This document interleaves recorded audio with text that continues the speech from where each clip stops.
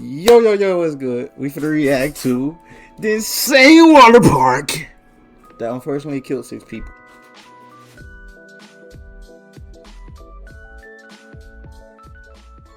Welcome to Action Park, the world's wildest amusement park, and probably the deadliest.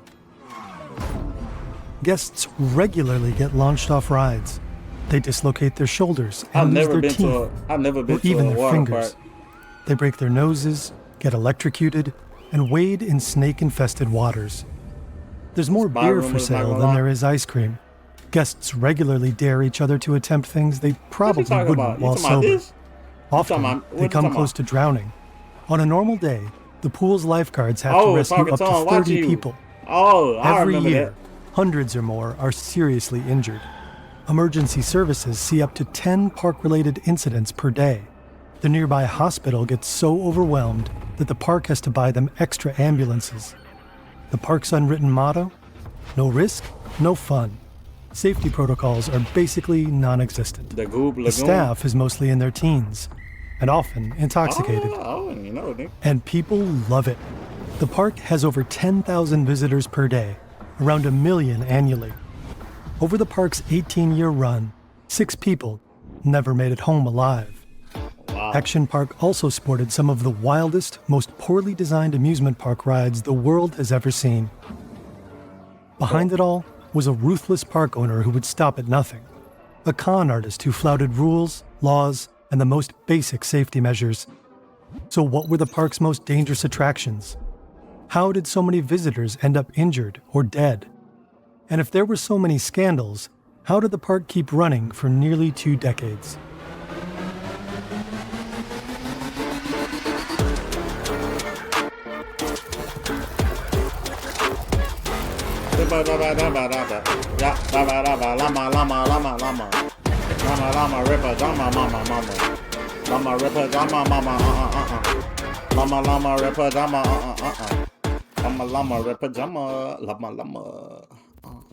Hey, this is Jonas. You might recognize my voice. I'm the guy with the accent and one of the founders of Fern. The guy you heard in the intro just now is Don. He's one of our most prolific writers, a native speaker, and blessed with a much smoother voice than mine. Going forward, he'll narrate some of our content to let me focus more on editorial work. You'll still hear me and Hook, of course, we're just mixing it up a bit. We know change can feel weird at first, but please give Don a shot. He's really good.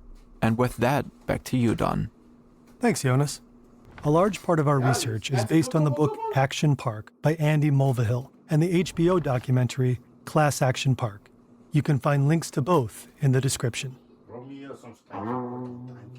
This is Eugene Mulvihill, known as Gene. He created Action Park. In the early 70s, Gene grabs Wall Street by the horns and gets rich on penny stocks. He knows everyone on the stock exchange and is acquainted with the likes of Donald Trump. Rumor has it he knows people in the mob, too. On Wall Street, Gene starts a securities company and hires his old friend, the financier Robert Brennan. In 1973, the Securities and Exchange Commission shuts down their company for stock manipulation. Nigga, what the fuck is that word?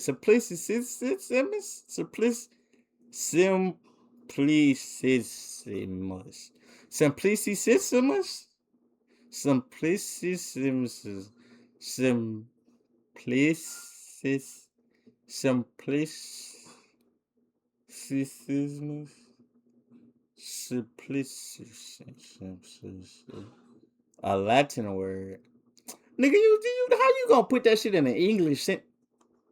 And securities fraud. Their reputation is ruined, and they need a new venture. Gene pours money into a struggling ski resort in Vernon Valley, New Jersey, a prime location less than 60 miles from New York City. He sees its potential to grow into a tourist hotspot. Resorts, clubs, casinos, and malls, the Las Vegas of the East Coast. At the heart of it all, an amusement park unlike anything the world has ever seen. Gene begins transforming the ski. Nigga, when I was little, I thought I could really go to the Charlie Chocolate Factory. The Charlie Chocolate Factory. But when I found out I couldn't go just a movie, y'all mad as fuck. I really wanted to go. That shit looked so fun when I was little. Like, nigga, what you mean a pool full of chocolate? That shit gave me a sugar rush. resort. Never mind his lack of experience in running or designing theme parks. He makes up for it in audacity and I ain't gonna vision. lie. They got this nigga looking like a mom. Them little niggas that be dancing in a box, it ain't even no box in there. They just doing this shit like it's a box. Bitch, you ain't trapped in nowhere but space, nigga. This oxygen, nigga. Nigga talking about some. Nigga, if you don't extend your hand, nigga. And his buddy and former business partner, Rob, keeps the cash flowing. Soon, Action Park is ready to launch. Here's an overview of Action Park in its heyday. It has 3 main parts: Alpine Land, Waterpark, and Motor World. I got a sugar rush. I got a fucking crush. Maybe you should think about. Come on, fucking maniac. Shut your fucking mouth! Nigga, that didn't make a lick of sense. A lick of sense. What the fuck is you talking about, bro? You got a sugar rush, a fucking crush. Isn't that one TikTok sound? I don't know. Nigga, when I'm on TikTok, bro, I don't be looking. I'll be looking for baddies. I'm trying to look for baddies. And then guess why I go out of that? Baddie hub, nigga. I don't care about no TikTok sounds, nigga. I'm trying to get one off, bro. I don't care about all that. Talking about some baddies. Nigga, only baddies I know baddie hub. Crush. Ebony gets crushed by... No, for teens in the tri-state area, braving the rides is a rite of passage. That includes the park's most notorious ones. And according to former employees interviewed in the documentary Class Action Park, many of these rides weren't even designed by actual engineers. Some were designed by Gene himself, others by unqualified amateurs. But that doesn't worry guests like 15-year-old Derek here. We'll follow him as he takes on some of Action Park's key attractions, in order of escalating risk. Right now, he's 2 beers into his day, waiting in line for Battle Action Tanks. On paper, Battle Action Tanks is basically bumper cars. In practice, it's more like Wimbledon meets one of the hairier battles of the Vietnam War. Riders climb into camouflaged 4-wheelers protected by chicken wire cages. Each is powered by a motor, controlled with a joystick, and decked out with a working cannon. The goal is to fire tennis balls at other tanks. Around the arena, spectators man cannons of their own. If they hit a tank directly, it blasts into a tailspin. This is Derek's first ride, just a warm-up. This shit look lit. The tennis balls are fired at an insanely fast 160 kilometers per hour, and employees have to run onto the battlefield to collect stray balls.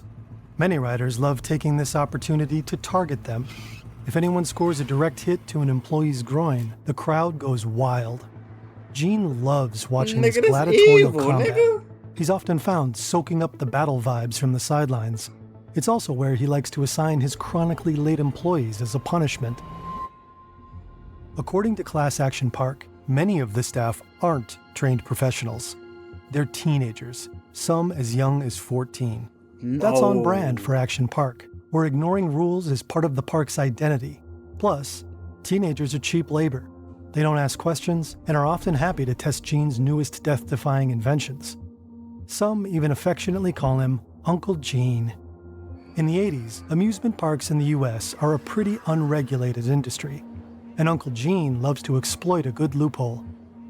For instance, he claims he isn't running amusement park rides, but sporting attractions, so he doesn't need official permits. And for a while, the state of New Jersey doesn't really intervene. All they want to know is that the rides are insured and, quote, currently not on fire. So the park shifts nearly all responsibility onto its visitors. For instance, when it comes to go-karts. This is the Super Go-Kart. It's gas-powered and designed for racing, but more commonly used for crashing. There are 20 in total. They may look small, but watch your neck. They accelerate like a spooked horse. They're known to cause whiplash and broken bones. They're supposed to max out at 32 kilometers an hour. But sometimes the staff likes to override the speed controls, enabling the carts to reach more than 80 kilometers an hour. The really daring ones take a special souped-up model. Some employees even take these mini racers for after-work spins on the nearby state highway. Derek jumps into a super go-kart. It's pretty fun zipping around, until he sees a lady losing control. She hurdles off track and smashes through a fence, then through another fence, and then she collides with a tree. No, God. Finally, one of the employees hits the kill switch. It's too late. Derek needs a break and stumbles into the big white festival tent right next to the circuit. God. He's only 15, but he has no trouble whatsoever getting his hands on a beer. Maybe it helps him muster up the courage for the next attraction. This is the Speedboat Lagoon. Visitors hop inside speedboats with a small plastic frame and a very powerful engine. They're designed for open water, but crammed into a small, man-made lagoon. Looks chill. If only. Everyone knows it's full of snakes, gas from leaky boat motors, and dead fish. Derek quickly realizes no one's here to I saw a snake this morning at work. It was a grass snake. And it was a baby, bro. And I could not run it over, so I let it live. I just thought to share that. I'm not a killer. I don't harm animals. Motherfucker just like Jesus. So. This nigga look like Pennywise. Pilot the boats. They're here to crash them. He's just about to climb in when another boat smashes into the side of his. Ada get fucked. Oh, I almost threw up. It knocks the wind out of him, and he topples out of the boat straight into the murky lagoon. The water is greasy. Is that motor oil? That's not. Disgusted, he fishes himself out. As he does, something slithers across his thigh. Oh, it's a snake. He chooses to not think about it. Oh. Somehow, action park rides make it through mandatory state inspections. Since amusement park regulation is so new, inspectors don't always know what they're looking for. State law requires that Gene take out liability insurance, or what might be considered dangerous. But Gene doesn't believe in insurance. Too expensive, too much bureaucracy. Bro. He'd need to insure the accident-prone action park for at least $2 million a year, with premiums rising every time something goes wrong. So he simply starts his own insurance company, London and World Insurance, headquartered in the Cayman Islands. That allows him to produce fake insurance documents while paying premiums to himself, and using the company to launder money. But while Gene may have been a visionary when it came to chaos and ruthless money-making, he definitely had room for improvement when it came to taste. Today, your walls can actually look good with Displate. Displates are high-quality metal, snap 3D contents from Cyberpunk allows you to grow 7% off. Back to Gene's visionary ideas. One of them was the Bailey ball. Oh my God! Oh shit! I talked about my spit. Slime, I've been looking for you since earlier, nigga. I said I was gonna play some Che, and if you don't join, I'm gay. And you never fucking join, so bitch, I'm gay. He doesn't have a permit for it yet. Today is testing day. The ball consists of two plastic spheres, one nested inside the other. The outer sphere is covered in office chair wheels. The inner one is mounted on ball bearings, so it can spin independently of the outer shell, keeping the seat upright. Attached to the seat is a race car-style harness. The Bailey ball wasn't designed by an engineer, but by a janitor who long dreamed of breaking into the theme park business. Gene loves it. The Bailey ball is supposed to roll down a homemade, zigzagging track, 182 meters of glued PVC pipes. This is the test pilot, Frank. BBC pipes. Of glued PVC pipes. Oh. This is the test pilot, Frank, a regular employee that Gene convinced to do the job by slipping him $100. The idea is that Frank will roll down the hill, sitting upright, and come to a gentle stop at the bottom of the mountain. Here's the state safety inspector, sent to rubber stamp the ride. As long as it doesn't scream instant death, the Bailey ball will be cleared for use by the public. Frank is strapped in a ball, ready to launch. For the first few meters, it's all going according to plan. Frank's rolling smoothly, and he's still upright. But nobody accounted for the laws of thermodynamics. The problem with PVC in the hot sun is that it expands, No. Rapidly. The plastic track that was supposed to give the ball direction has bulged and warped. Frank doesn't even make it through the first switchback. It hurtles off the track and starts rolling down the hill, rapidly gaining speed. The safety inspector can only watch, frozen in horror. The ball hurtles down the hill and flies off park grounds. It's now headed for the road. Cars honk and screech to a halt. Somehow, the ball avoids any collisions, and eventually, it crashes into a pond. Frank emerges, dazed and sputtering, with blood on his shirt, but alive. The inspector does not grant Gene approval for the Bailey Ball, but plenty of other rides do end up going live. By the mid-70s, Action Park boasts about 50 attractions. Around 1 million people visit the park every year. It's a genuine boost for the local economy. At the time, even Donald Trump considers investing in Action Park. But apparently the concept is too crazy, even for him. The park's ads run non-stop on New York television, luring in city kids eager to blow off some steam. Some do it by flying through the air on a Tarzan swing.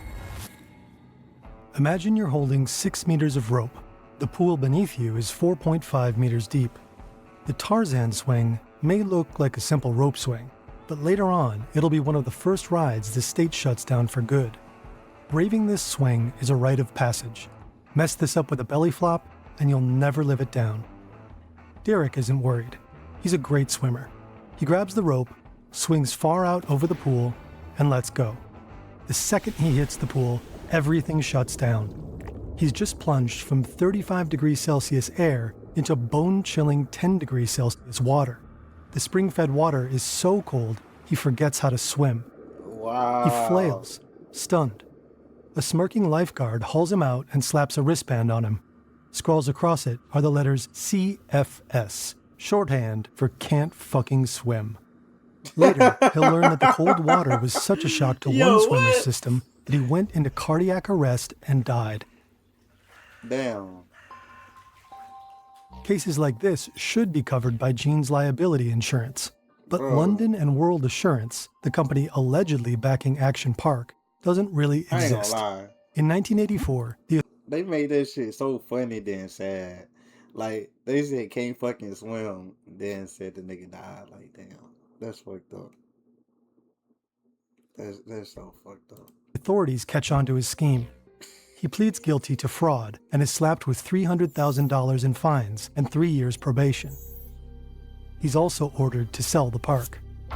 Ooh. According to Class Action Park, Gene doesn't have the slightest intention of doing that. So far, he's been renting part of the property from the state of New Jersey. To provoke officials, he reportedly stops paying his bills and ignores their letters. After some back and forth, New Jersey agrees to sell him the land for a steal, allegedly just to get him off their backs. Gene wins and goes on to further expand his park. This might be the single most ludicrous ride in Action Park. Gene himself designed it, on a cocktail napkin. It's a ride to be endured, not enjoyed. It's called the Cannonball Loop. The idea is simple. A water slide about 5 stories tall with a 360-degree loop at the end. But the park keeps having to tweak the design, since the crash test dummies it uses for testing tend to emerge headless. Derek watches the guy in front of him enter first. A few seconds later, he's spit out into the pool. Head first, but alive. That's good enough for Derek. The lifeguards hose him down. Friction is the enemy here. Momentum is everything. This isn't just about fun. He can't afford to lose any speed, or he might not make it through the loop. Let me see something. Nigga.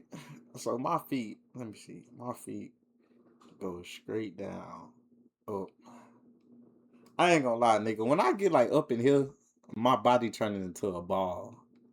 So when I get like up in here, I mean death. And when I make it right here, I'm dead. Bro, if you don't make it up there, you're cooked. No, like, seriously. Like, nigga, how do you get out? Like, literally, how do you get out? Bro, if you go down here and then boom, when you get right here, you stop? Nigga, you can't crawl to the... There's no way you crawl to the top of this to get out. And nigga, you can't get through this. Nigga, you gonna die from suffocation. Hey, man. Derek's heard the horror stories. Guests who dropped straight down inside the slide and slammed face first into the fiberglass, finally emerging into the landing area bloodied and toothless. And the guests who followed them, who emerged covered in cuts and bruises caused by other people's teeth still embedded in the slide. Wow. Derek's getting cold feet, but he can't back down now. Not after the Tarzan swing incident. He shoots into darkness. It's fast, brutal, and then he hits the loop. He crawls out dazed, bleeding from the elbow. Oh shit, he made it. At least he's alive. The authorities only require Gene to report serious injuries. But according to Class Action Park, that leaves it up to him to decide what serious means. No one knows how many people have actually been hurt at Action Park over the years. When victims or their families sue the park, Gene almost always refuses to settle. Instead, he drags them to court, knowing that trials are often expensive, tedious, and emotionally exhausting. Many families aren't willing to go through that. Gene reportedly wins the vast majority of these cases. On the rare occasions he loses, he stalls on making any payments to the victims, sometimes until law enforcement orders him to. U.S. Marshals allegedly come knocking on his door at least twice. This is the Alpine Slide. It's an 820-meter-long concrete track winding down the mountain, which riders descend on small plastic sleds equipped with a handbrake. At first glance, it looks like good, clean fun. It's marketed as safe for grandparents and infants. But in reality, the Alpine Slide will rack up more injuries and lawsuits than any other ride in the park. The sleds have two speeds, painfully slow, or what employees call death awaits. Riders switch between these two states with a simple handbrake, if that brake happens to work. The concrete course makes for a rough landing, especially for guests wearing only swimsuits. Derek rides the ski lift up the mountain. Teenagers overhead are spitting on riders and throwing sleds, trying to hit any unlucky riders below. At the top, he climbs onto a janky plastic sled. There are no helmets, of course, just pictures of nasty scrapes to warn you not to go too fast. It's basically like riding a skateboard down a long, steep mountain. Halfway down, he realizes he's coming up on a mother and her young child, fast. He's zooming along at nearly 50 kilometers an hour. He brakes hard on a sharp turn that shoots him off the sled. He flies through the air and lands hard. Dead, bro. Oh my He's mostly fine, just road rash, a battle scar he can show off later. Bruh, Not is this everyone a super will nigga? be so Like lucky. what? In 1980, the Alpine Slide How this nigga ain't dying? This nigga Derek don't die, bro. claims Action Park's first life. This nigga 19-year-old George Larson is hurled off his sled and slams his head against a rock. Allegedly, this rock had already been flagged for removal, but Gene and his team ignored it. That sounds straightforward. The park is to blame for Larson's death. But Action Park argues it wasn't the slide that killed Larson, it was the rock. So technically, the ride itself is safe. According to Larson's family, the press has fed a version claiming George rode the slide at night in the rain. But the accident This nigga Gene going to hell, cuz. actually happened during normal operating hours and in good That weather. nigga going to hell, son. The case never goes to court. Action Park quietly settles with the family for $100,000. The Alpine Slide stays open. The deadliest ride in the park might not be what you'd expect, and that might have been what made it so dangerous. Not the souped-up go-karts, not the deadly looping water slide. No, the attraction that killed the most people was the wave pool, also known as the grave pool. It may look harmless, inviting even, but this is no kiddie pool. It's a massive pool that can hold about 1,000 guests. It's about 30 meters wide and 76 meters long. Giant pressure chambers generate artificial waves up to 1 meter tall. They also produce a strong riptide. The deep end reaches 2.4 meters. Derek doesn't know all this. The water sparkles, music plays, the pool almost looks relaxing. He wades in and is immediately sucked under by the current. He surfaces, gasping, to find hundreds of people thrashing around near him. It feels like an artificial ocean, so a lot of people expect salt water, but they're wrong. The pool is filled with fresh water, so it's less buoyant and easier to sink in. And half of the people in it are drunk. I think a guy near Derek is flailing around. Derek sees one lifeguard dive in for a save, then another. Behind him, someone is pulled out on a stretcher. They're the second one today. The pool is deceptive, even for strong swimmers. The waves come on unexpectedly, and panicked swimmers often clog the exits. Oh my God! 12 Red Cross trained lifeguards are stationed at the pool at all times. But because the pool is so densely packed and the water so murky, it isn't always easy to tell when someone is drowning. Throughout the 80s, 3 people drowned in the wave pool. A 15-year-old boy and 2 young men aged 18 and 20. Oh, he's 3 foot? In the end, 6 people die at Action Park. 3 in the wave pool, 1 on the Alpine slide, and 1 on the Tarzan swing. The 6th victim was an unlucky kayaker who capsized, stepped on a live underwater wire, and was fatally electrocuted. Wow. With that many injuries and deaths, the park should have been shut down long ago. So why did it stay open for so long? Over the years, families, journalists, and authorities repeatedly put pressure on Action Park, but Gene somehow always managed to dodge any form of responsibility. According to Class Action Park, rumor had it friends in high places were looking out for him. Gene had close ties with local business leaders and politicians. Action Park was a major employer in the area. And Rob, Gene's generous money man, was always just a phone call away. Whenever he was under attack, Gene fought back, sometimes with sketchy methods. One journalist alleges that when Gene was faced with criticism, he retaliated, phoning her boss and ultimately getting her fired. And when a man Gene owed money wanted to claim it, Gene reportedly threatened to hire a Russian hitman to kill him and his family. Gene went on like this for years, dodging his responsibilities and delaying settlement payments. He embodied the Reaganomics spirit of the 80s, minimal government intervention, and a belief that deregulation was the key to innovation. But that changed in the 90s. The lawsuits kept piling up, earning the park its nickname, Class Action Park. Attendance started dropping. By 1996, mounting legal battles, medical bills, and safety mandates finally caught up with Gene. Action Park shut down. Millions of dollars in debt.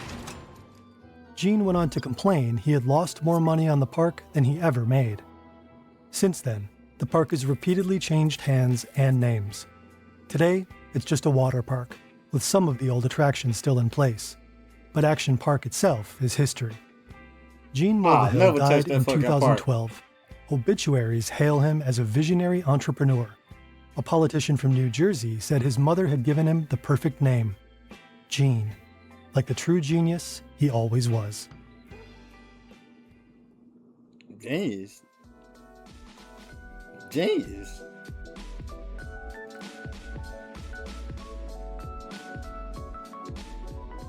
Why the fuck is I looking at me? Yeah, hell no, I gotta get the fuck on. But get this shit on my screen.